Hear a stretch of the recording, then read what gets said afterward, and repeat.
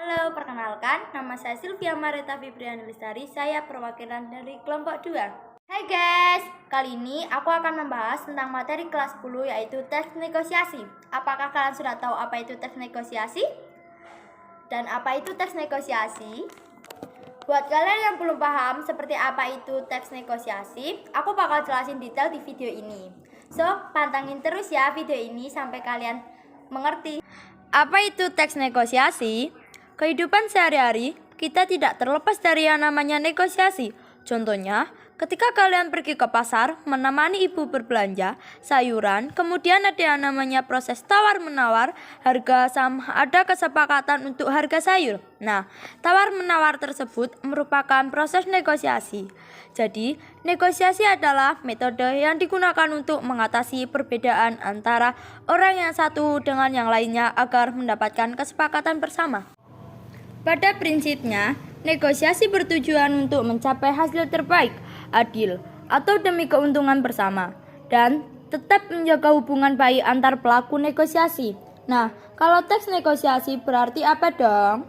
Teks negosiasi adalah bentuk percakapan atau dialog yang melibatkan pelaku, dua orang atau lebih, untuk menemukan solusi dari setiap perbedaan atau masalah yang mereka alami hingga dicapainya kesepakatan.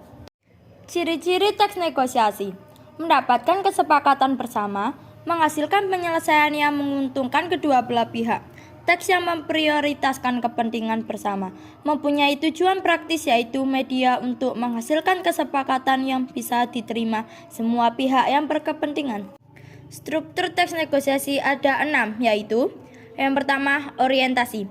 Orientasi merupakan struktur yang berada di awal kalimat sebagai pembuka, bisa berupa salam atau sapaan untuk memulai proses negosiasi.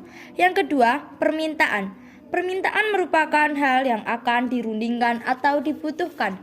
Yang ketiga, pemenuhan. Pemenuhan merupakan kesanggupan dari suatu pihak atas pihak lainnya.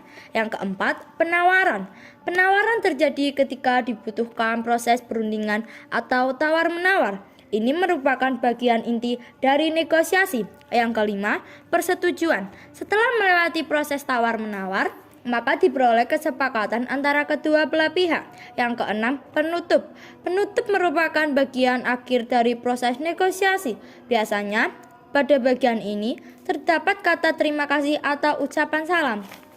Kaidah kebahasaan teks negosiasi. Yang pertama, bahasa persuasif.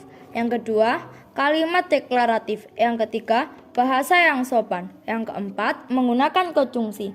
Yang kelima, menggunakan kalimat yang efektif.